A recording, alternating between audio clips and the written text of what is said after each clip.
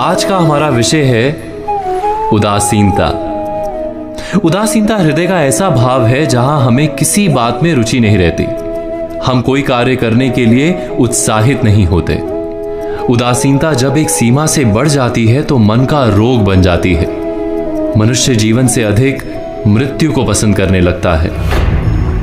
हम सब जीवन में कभी ना कभी उदासीनता का अनुभव अवश्य करते हैं। मन निराशा से भर जाता है और हम कार्य का त्याग कर बैठते हैं।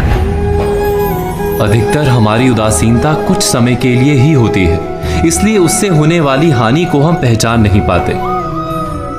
किंतु उदासीनता धीरे धीरे आदत का रूप धारण कर लेती है और हम बार बार उदासीनता के कारण हाथ में लिए कार्य अधूरे छोड़ देते हैं।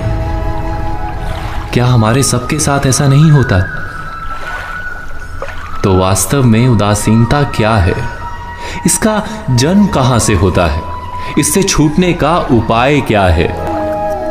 उदासीनता वास्तव में मन की ऐसी स्थिति का नाम है जब हमें अपनी तकलीफों, अपनी कठिनाइयों का कारण बाहर दिखाई देता है। हम कहते हैं कि समाज बुरा है, नौकर या स्वामी गलत है, पति या पत्नी का बर्ताव अनुचित है, जीवन की परिस्थितियां प्रतिकूल है, वक्त हमारा साथ नहीं दे रहा, वगैरह वगैरह।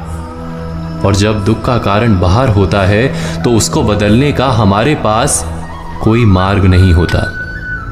क्या ये सत्य नहीं? हम समय को किस प्रकार बदल सकते हैं? परिस्थितियों में कैसे परिवर्तन ला सकते हैं हम? अर्थात हम स्वयं को निस्सहाय मानने लगते हैं और वहीं से उदासीनता का जन्म होता है। क्या ये सत्य नहीं?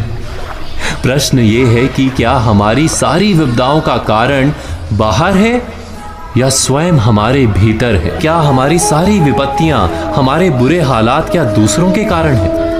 क्या हमारा परिवार हमारा शत्रु है? क्या समाज दुश्मन है? या हमारी परिस्थितियां हम स्वयं निर्मित करते हैं? विचार कीजिए। पतझड़ में पत्ते गिरा देने वाली ठंड क्या वृक्ष के साथ दुश्मनी कर रही है? नहीं, ऋतु चक्र तो अपना कार्य करता है। उसे पेड़ के साथ ना दुश्मनी है ना दोस्ती।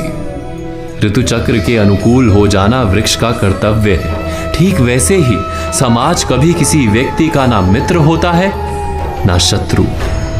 समाज को जिससे लाभ मिलता है, समाज उसका मित्र बन जाता है। अर्थात समाज प्रतिकूल तब बनता है जब हम समाज के प्रतिकूल बनते हैं। वैसा ही व्यक्तियों के बीच में भी होता है।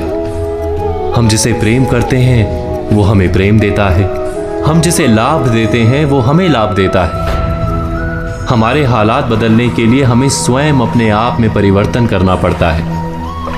इतना समझ लेने पर स्वयं में परिवर्तन करना कठिन नहीं। अर्थात जीवन में उदासीनता का कोई कारण ही नहीं, केवल अपने आप में परिवर्तन करना पर्याप्त है। अवश्य विचार कीजिएगा, चिंतन कीजिएगा, मनन कीजिएगा।